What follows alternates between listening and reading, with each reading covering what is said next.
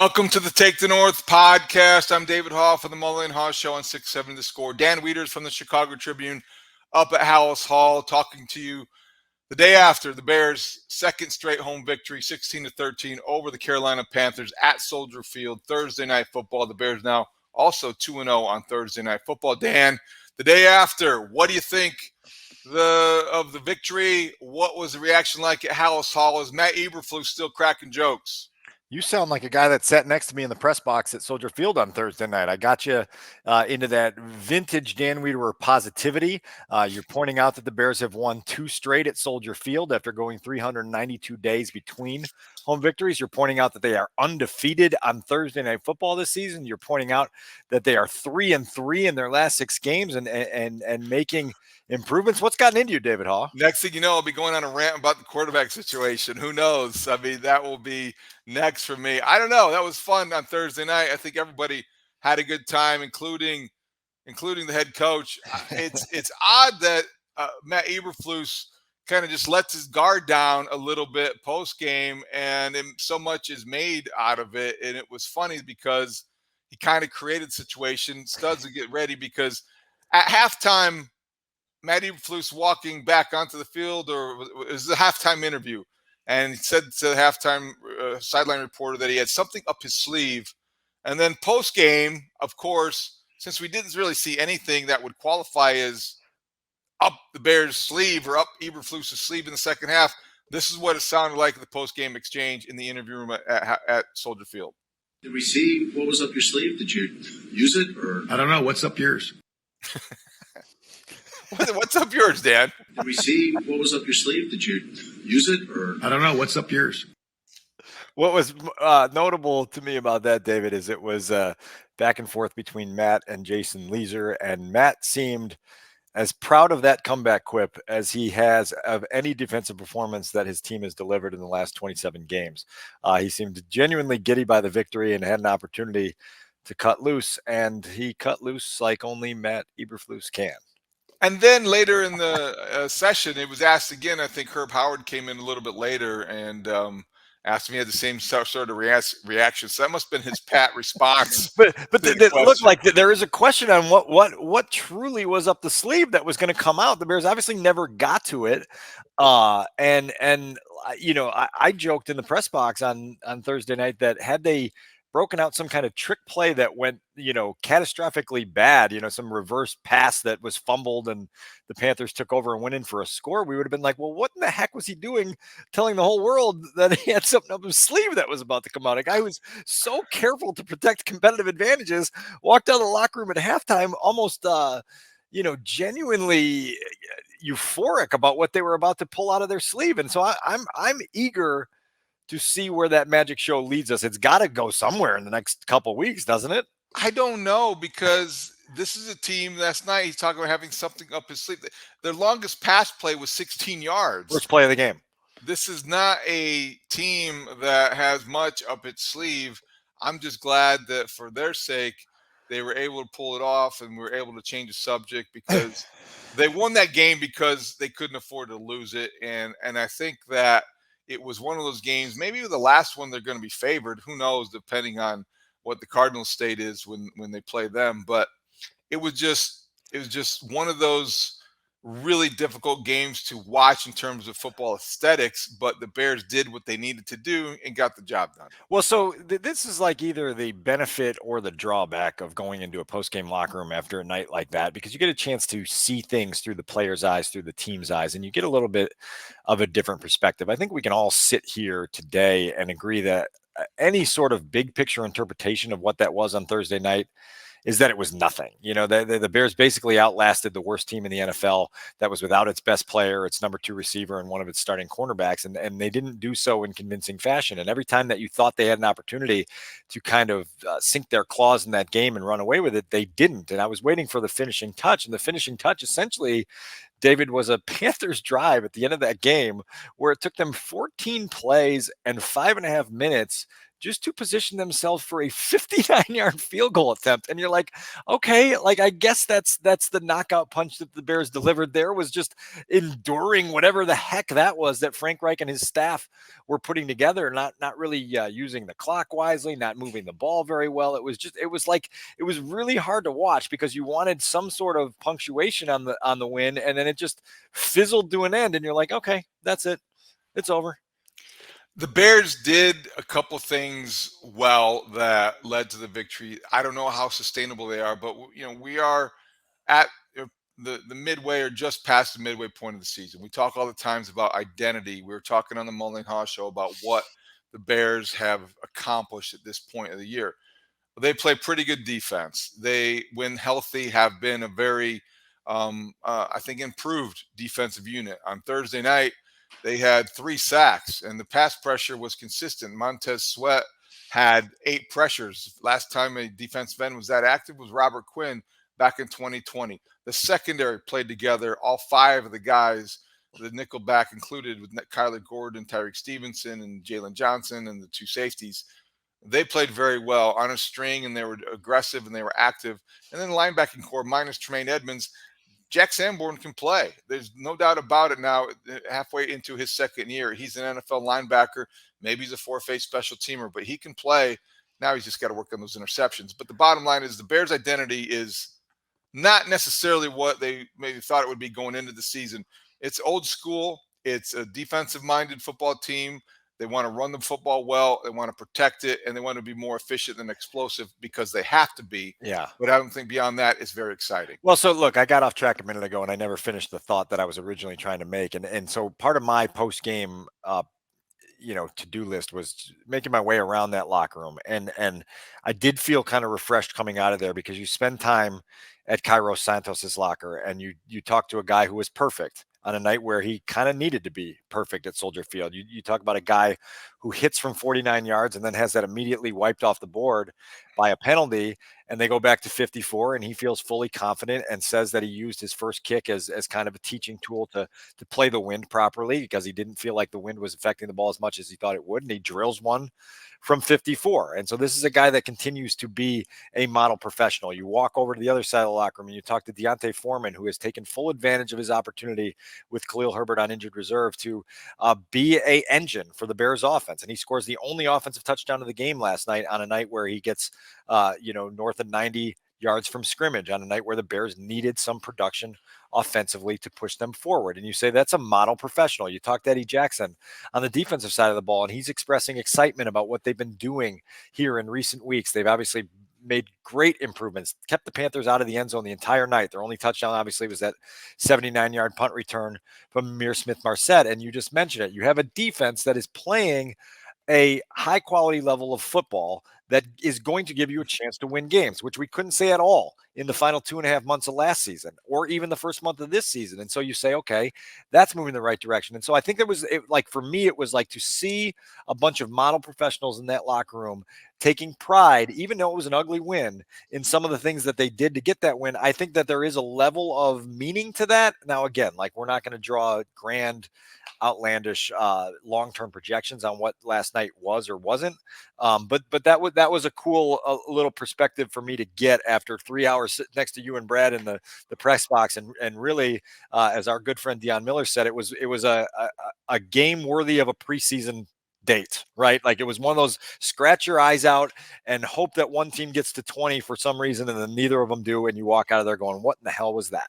Well, there were low expectations for it. I think everybody kind of knew what we were getting into. Certainly Amazon did. They invited Jason Kelsey, the Eagles center, to interview for a long period of time, and because they probably anticipated it being a long, drawn-out game, and at times it did seem to drag.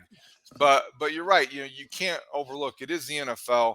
And sometimes in all of our cynicism and disappointment over what's not happening with the Bears in Chicago, you do tend to maybe forget temporarily. These are professionals, and they're doing their jobs at a high level. They take a lot of pride in the work they do.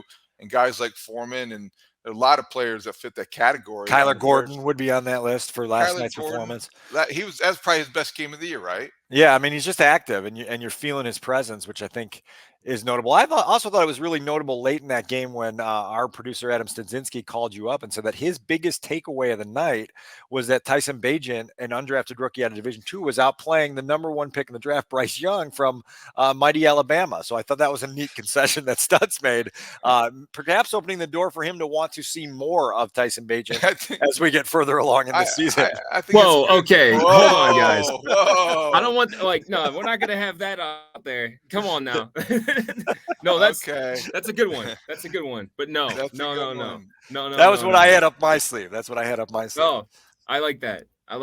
Hey, he did play better than Bryce Young. That's a fact, I think. Did he? I mean, I think he did. Yes, they're pretty equal. Bryce Young, I think, because it's all about expectations, right? Because and it sounds like flushy now, right? Right. He led a touchdown drive. He was at the wheel of a touchdown drive. That's true. More than Bryce Young did, right? And it was the only touchdown drive. And it was by the way, it was a 38-yard touchdown drive. Just for full context on what that game was last night. I thought they were pretty even, actually. I mean, they both had different agendas. You know, Bryce Young's was to win the game, beat the Bears. He didn't. Tyson Bagent was to don't lose to the Panthers. And I think when you are a backup quarterback and you are, again, this is what we always have this shouting match in Chicago about pedigrees and what they mean and what they don't mean. When you're a backup quarterback from Division II Shepherd University and you're filling in for the starter, your job description is easy. Don't blow it. Don't lose. When you are the #1 overall draft pick for a team that isn't tanking because it doesn't matter what they do, your job description is to win the game, be the difference, try to do something to make a play. Bryce Young didn't make a play, didn't win the game. Tyson Bagent didn't get the Bears beaten. You're right. Bagent wins, but they had much different agendas going into that game. Well, I'll also say this, like my 45-second Tyson Bagent recap of Thursday night is that I thought he actually played better in New Orleans than he did in that win last night. Now, the difference obviously is the turnovers, and that changes the end result. But I thought in New Orleans, he was more fearless. He was more aggressive. He was kind of, dictating the tempo and the rhythm for the offense for a while. It was just stagnant for much of the night for the Bears offense on Thursday. I'll also say this, talking to Jalen Johnson at his locker Thursday night, I asked him kind of what the Bears were doing to make Bryce Young uncomfortable. And Tyreek Stevenson from one stall over quickly interjected and said, he ain't been comfortable all year. And that was a notable observation from a fellow rookie and saying, like, they knew they could go into that game and make life difficult for Bryce Young. And they did it by disguising coverages, by throwing some things at the rookie that he hadn't seen yet, by, trying to make him think, trying to make him hold on to the football, and then hoping that the coverage on the back end was solid and that the pass rush would get home. And ultimately it produced a winning effort where the defense allowed 6 points. So credit to the Bears defense for mastering that part of the chess match. Now, obviously, I think you and I would both agree it would have been nice for Jack Sanborn to catch an interception, for Tyreek Stevenson to catch an interception. At some point, you just want one of these takeaways that give you a little bit more evidence of, like, okay, this is true momentum and this isn't just outlasting a terrible opponent. So I think that's a good way to put it. I wonder, let's get into Bagent for a moment here, because the quarterback situation, we get a lot of conversation. I think that this is it for Tyson Bagent. He talked in terms of being, the guy that's ready to step aside. Justin Fields is coming back to be the starter whenever the Bears resume practice on Monday. 2-2 as a starter for Tyson Bagent. There were a couple of plays, there weren't many, but there were a couple of plays I think that on Thursday night, I thought were interesting to look at. First of all, 3rd and 19, I think it was in the first half. It was the first one, that the play that elicited the boo birds and started getting the booing. And, we were talking in the press box, and boy, I was like, it's 3rd and 19. what play do you have dialed up? And he handed off. And part of me was like, oh my gosh, this is ridiculous. It's the NFL, 3rd and 19.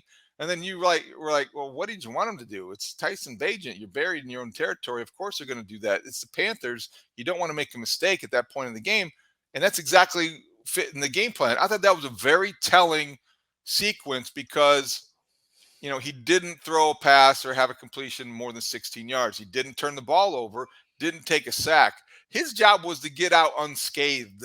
And that play depicted that as well as anyone. Well, in why I bring up the comparison between the Saints game and the Panthers game is because you hope that this isn't a regression in terms of his fearlessness. Because I think that's one of Tyson Bagent's superpowers is his ability to have that fearless mentality and that aggressive, I'm going to go for it, mindset. And if you mute that a little bit, now all of a sudden you've taken away one of the guy's strengths. Now, taking care of the football in this league is paramount, and that was obviously a lesson that was driven home in emphatic terms after the 4 turnover performance in New Orleans. We'll see where it goes. Now, Tyson Bagent had to win the game at the end by getting the last first down, and they let him go there. They called a passing play in an obvious run situation, and he hits an 8-yarder to Darnell Mooney on 3rd and 7 that allows the Bears to run out the clock. And I thought it was cool to hear Tyson explain that after the game, just in terms of the communication over the headset with Luke Getsy, who made it very clear to him, look, this play was open earlier in the game and we hit it. It was negated by a very questionable penalty, and we can get to that in a minute. But it's going to be there. And if it's not there, don't be hesitant to take a sack. The clock needs to run here, and we need to make sure that we have the ball at the end of this play. And so that was cool to hear that communication and then to see that execution. That was the other play I was going to mention, because it's 3rd and 7. You have about a minute and a half left. I don't know if it was an obvious running play. I don't think that I mean, if you're talking about because it's obvious because of the way the clock was structured, the Panthers weren't exactly doing a nice job of managing the clock. No. So I don't know if they would have been able to handle that either. But I liked the confidence that was being shown there in Bagent, because that was, and the game was on the line. Earlier in the game, 3rd and 19, they were planning for the long haul. They were like, you're taking a conservative approach. I don't mind the 3rd and 7 pass play, because it's the NFL. You got to be able to make a play in the passing game at some point. And Mooney made a nice catch, and Bagent made the right throw. I would probably, it's kind of a moot point now, but I think that Bagent has to learn. I don't necessarily agree with you that he needs to let it rip, because I think he doesn't really know what that means yet. And I'm not sure that he's experienced or savvy enough to take advantage of that instinct. He still has a skill set that has a ways to go. His arm strength, people will cringe, but it isn't quite as good as it should be yet. So I think the Saints game kind of told him he needs to rein it in a little bit. Whereas last night, it was probably an overcorrection. Somewhere in the middle is where he'll find the best spot to be. Yeah, that's entirely fair from my perspective. And then you mentioned, right, look, we naturally have to pivot this conversation into when the actual QB1 is going to play again. Now, I'm at Haugh Hall here on Friday afternoon, and we didn't get clear-cut answers from Matt Eberflus on whether that will be in week 11 against the Detroit Lions. I think the expectation is, yes, of course, with this, longer time to have this bridge between this Panthers game and this Lions game, Justin should be able to get back on the field, continue practicing, and have himself ready to go at Ford Field. But I asked on Wednesday multiple times for some clarity on what the team medical staff has told Matt Eberflus about why Justin Fields hasn't been cleared. And I didn't get any clarity. And so followed up today to ask Matt, has Justin, pardon the pun, given you his thumbs up to indicate that he's ready to play, regardless of what doctors say? Like if it was only up to Justin, has he given the green light for him to go back on the field? And Matt wouldn't even meet us halfway on that and didn't answer that question and said, all the guys with injuries feel okay and we'll see where it goes, And so you can chime in on this. I'm just curious whether this is significant, because if Justin has offered his personal approval of being ready to play, then I think that there is a understandable push to get more answers on why they haven't let him play yet, particularly if it persists into next week. Now, look, if he's back on the field Wednesday and it's clear cut that he's going to start against the Lions, good. But if not, then I think we're suddenly into some weird territory where we have to ask, what the heck's going on here? I can remember the first year I came to cover the Bears. This is 20 years ago. And I'm only using that as a point of reference because I think this is something that has been an issue in every NFL season going back to there have been team doctors and coaches and players, and very seldom do all three agree on the right prognosis and timetable and diagnosis. I can remember we were going to launch this whole project into team doctors and the inherent conflict between players and doctors and coaches and executives and who has what to gain by putting a player back onto the field or the court or the diamond or whatever. If Justin Fields does not return Wednesday to a full participant at practice and is on track to start against the Lions, there's something going on. I would agree with that. I think history just says that not everyone is going to be on the same page in these things, and the rate of return is going to be defined differently based on people who have different stakes. The doctors with liability, the coaches and executives maybe with job security, the player with his own more career mortality, or maybe what he wants to prove to come back. Maybe he's wanting to rush it back and they're not wanting him to because of whatever reason. That's a great point, Dan. I think that if your antenna is up, I think you want to keep it up. If you're accepting of the fact that let's wait and see until next week, which I think is probably the way to go, then let's wait and see till next week. I'd be surprised based on the way that players were talking about Bagent's tenure being over, and there almost being an expectation that, okay, good job, kid. Now it's time to step aside. Just reading some of those comments and the tone, it seems like the Bears are ready.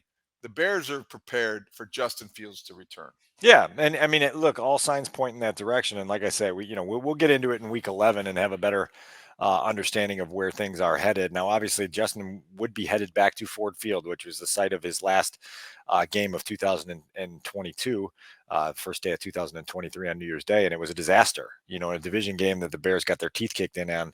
And if you want to know how bad that was, go find our podcast from after that game, because I remember blowing a gasket up there in the Ford Field press box after watching that one. So it's not an easy return. The degree of difficulty will not be, nice, easy wade into the water thing. This is a Lions team that's playing really well, a Lions defense that has found some answers for how to contain Justin Fields, and it'll be really interesting to see how that goes. I don't think that should factor in, even though it's an obvious thing to mention, because the Lions are having a pretty good season. They've broken through, one of the best teams in the NFC. If he's ready, he's ready. Whether it's the Lions or the Falcons or whoever, the Cardinals. If he's ready, he's ready. He's got to play. Got 7 games left now. Each week is an opportunity wasted if he's not playing to change the narrative on his season. And I just don't know that. I don't know if they can wait if he's ready to go. I think we all agree on that, but that'll be next week's storyline. Okay, back to the game itself. I feel like you mentioned a phantom call. Were you going to refer to the DJ Moore? Yeah. Well, so yeah, I think it was a third down conversion to Trent Taylor, a really nice see it, rip it throw from Tyson Bagent, and it looks like a good chunk play there. And all of a sudden we see yellow handkerchiefs on the field, and we're looking for the replays, trying to figure out what went wrong here. And it was the second time of the game where DJ Moore was called for offensive pass interference. You watch the replays of that play, I have no idea what they saw in that particular sequence at all. And DJ was pretty vocal after the game. I'm not sure if you got to talk to him yet on 670 The Score post game, but in the locker room after the game, he said something as blunt as, "I think we might need to get some new refs," which DJ may be getting a letter from the league for those comments. But I agree with him. Matt Eberflus agreed with him and said that those plays would be submitted to the league, and that the Bears did not see any wrongdoing in those sequences, particularly the one to Trent Taylor, which was just an egregious call at a critical moment in a close game. By 8 a.m. when we interviewed him on the Mully and Haugh show, he had settled down somewhat. He did not say they needed new refs, but he did think that both calls were bad calls, and he was not shy about expressing that frustration and not knowing exactly what he did. He described the one where the guy tripped, the fact that basically was just they got their feet tangled, and it wasn't a penalty, and he wasn't trying to do anything to gain an advantage. So he was very vocal. By the way, he's always on time. I have to say, DJ Moore, if he says he didn't commit a penalty, this isn't some wide receiver diva making claim. This is a consummate pro. He's calling at 8 o'clock. He's calling at 8 o'clock. And he may not be the most effusive, charismatic. Well, he has charisma, but he's not going to be a guy with a lot of flamboyance, should I say. But he also is just very solid And if he says he didn't commit the penalties, I'll take his word for it. Punctuality means something, doesn't it, David? The late great Skip Prosser, former basketball coach at Wake Forest University, would always tell his players immediately upon their arrival to campus, if you can't be on time, be early. Exactly. And so DJ Moore is outstanding. We love him for that. So that was a pretty bad call. I think that the other thing I wanted to talk to you about was something, and there's plenty of other stuff to get to. We'll get to our game balls in a moment. Yeah, that's important because there's a multi-pronged approach to game balls today. I wanted to ask you, I can't wait. I wanted to ask you about Cody Whitehair. So he had the penalty on the field goal. You had to move it back 5 yards, and that took points off the board potentially. And that was a bad penalty by a veteran player. And he did. You saw it. You saw the replay.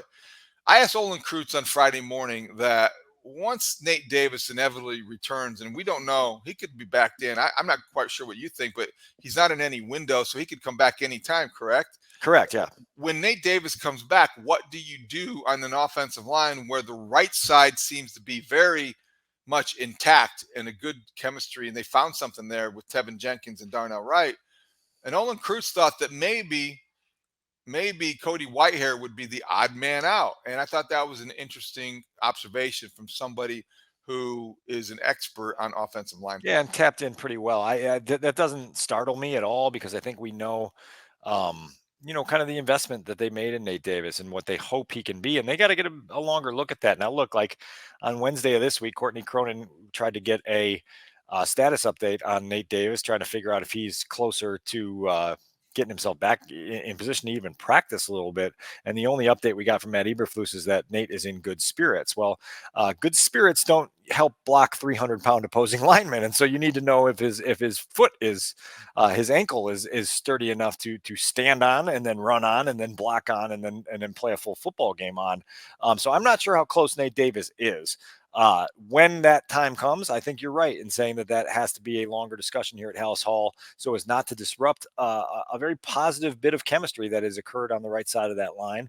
And you don't want to mess with that if you don't have to. And so then they're going to have to kind of play that puzzle out.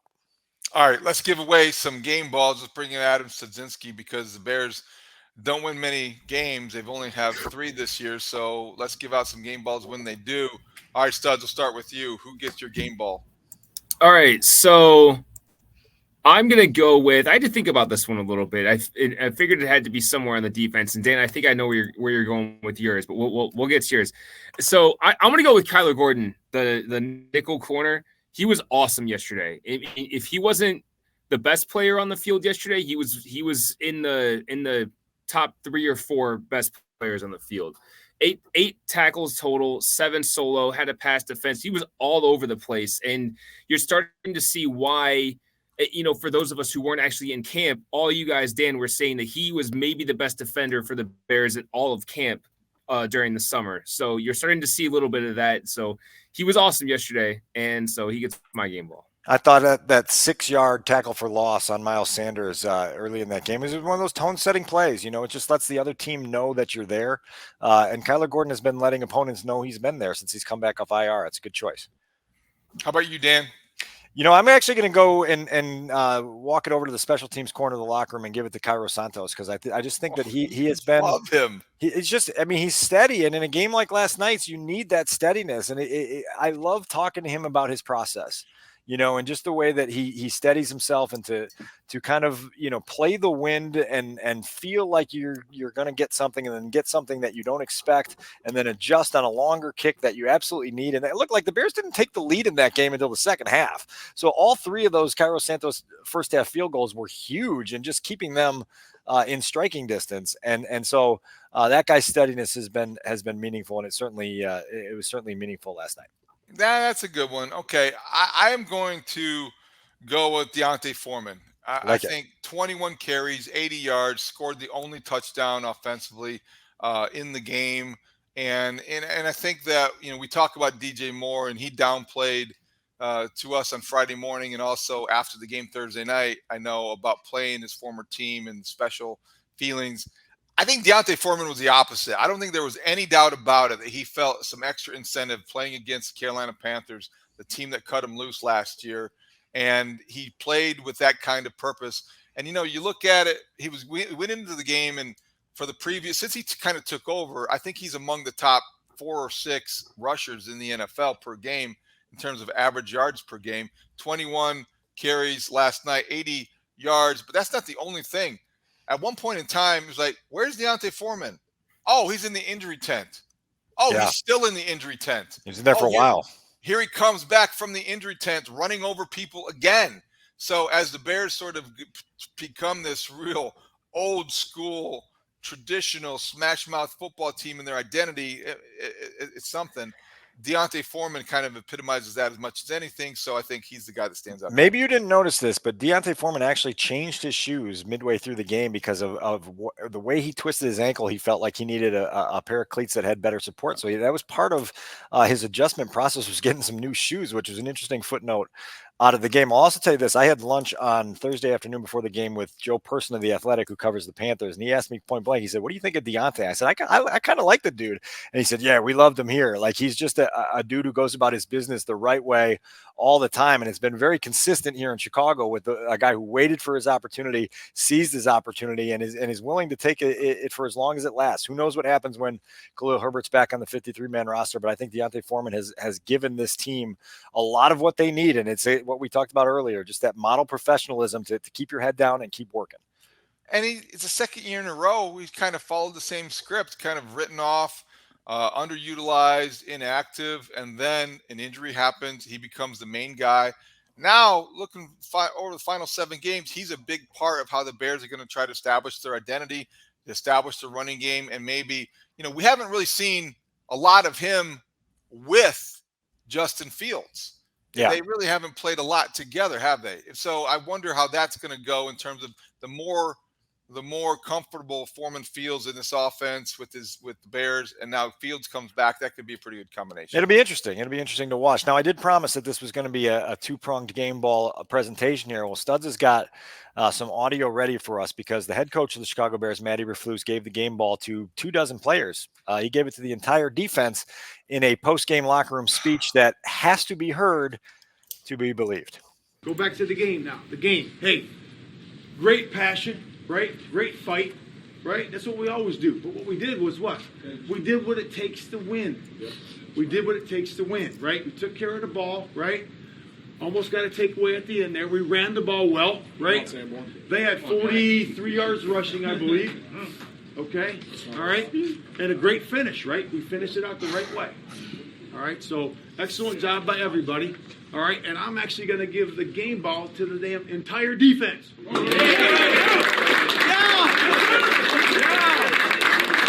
Even you, Montez. Woo! Great. Hey, great performance, fellas. You guys all did a great job. Enjoyed the weekend, right? Okay. Appreciate your teammates, right? Hey, what we're going to do, guys, we're going to keep pulling together until nothing can separate us. Yep. You know what I'm saying? Sure. We're going to keep pulling together until nothing can separate us. I put that in front of you a couple of days ago. That's real. Yep. That's real. All right? Wow. It's as real as it gets, David. It's so real that I got a text from a friend and loyal listener to the Take the North podcast that asked, was that entire video AI generated? See, it kind of felt like it, didn't it? It felt like, hey, ChatGPT, make me a post-game locker room video. The best comment that I heard was, I think someone said it to Dan Bernstein on Twitter. It's like, what's the opposite of run through a wall? Like, that's how you feel. It's like, is there an opposite of I want to run through a wall for this guy? Like, it's just, it was just interesting. I know. See where it goes. Yeah, I know it's like so easy to mock and to make fun of. I always, when I was covering college football a lot, back even when I was in South Bend, I used to have this sort of rule of thumb. I would never hold anybody that responsible or accountable for what they said. Remember, colleges used to have these pep rallies on Friday night. Notre Dame used to have these big pep rallies on Friday night, and everybody would jam into the Joyce Center at the time, and they would get behind a microphone, and Lou Holtz and Bob Davie and all the coaches and players and the guests, and they would say things that, like, if you really, really focused on what they said and how they said them, it's just totally easy to mock and to not. Nobody should be held accountable for what they say at a pep rally. And just having a little fun. With coaches, I mean, after a game, I know it's Flusy and it's an easy target. I feel a little uncomfortable making fun of him, even though I understand why everybody, after hearing that, would want to. I understand where you're coming from, right? And I think we've done a pretty good job on this podcast, right? Of putting together things that make sense for our audience, right? And so what we're going to do on this podcast is continue to give you an analysis, right? And with that analysis, I talked to you guys about this last week. Our analysis was going to be grounded. It was going to be fair, right? We talked about fair, grounded analysis, and we've done that here in this episode, right? And so now the only thing that can pull us apart is Stud's unadulterated love for Tyson Bagent and how much more he wants to see him play, right? And so if we can get through that and get back on track with Justin as a starter, right? Away we go. There's nothing stopping us on the Take North podcast, right? All right. Enjoy your weekend. That was great. Did we see what was up your sleeve? Did you use it or? I don't know. What's up yours? Okay. You got me. That was classic. I'm fired up now. I'm ready to run through. Maybe once a week I need to come on the pod and give a little pep talk. That would be great. Oh boy. I mean, I know. I think that these guys have to start remembering. Not even remember. Do they forget they're on camera? They must, right? I think sometimes that they're too conscious that they're on camera and they're trying to be too performative at times. I don't know what case this one falls into, but interesting world we live in these days where everything is pretty much documented. Could you see Matt Eberflus as a linebacker? He was a good linebacker at Toledo in college. Can you see him in that moment, like getting the lather up and being motivated and talking himself in? He had to be like this overachieving. I mean, I knew 100 guys like Matt Eberflus. I had teammates like Matt Eberflus. He probably wasn't had the size or he was just like one of these guys that talked himself into being the toughest guy in the field. He was a good linebacker. I think part of it involved what we just saw him trying to do is like he talking himself into things. Yeah, maybe. And he's got a long weekend now to enjoy this win. I do think like the Bears have a chance now, once again, to win consecutive games for the first time in the Matt Eberflus era. It comes in Detroit in week 11. Long week for them to prepare for that game. They'll get a chance on Sunday to watch the Lions play. The Lions the Lions aren't on bye this week, are they? I don't. Let's see. Who do the Lions play on Sunday? Because that would be worth watching. That's a very talented team, and I'm going to spend the Chargers. The Chargers. They're coming back off bye, and they're going to LA. Okay, that's a good spot to measure because the Bears just having been there, that'd be a good opportunity. I said at the beginning of the season I was sick of the Lions.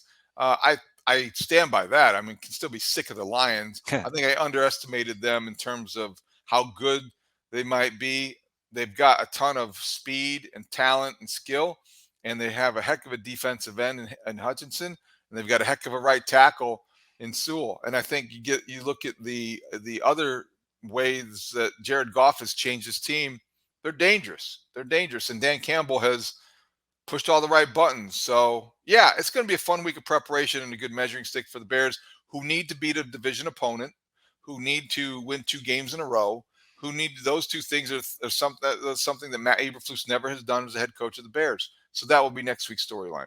Yeah, it'll be interesting because we're down to 7 games left, and there's a bye week still mixed in, and you and I can kind of reset some target goals early next week for where we want this Bears team to go and what they need to show to indicate meaningful direction. All right. Anything else we have to cover, address?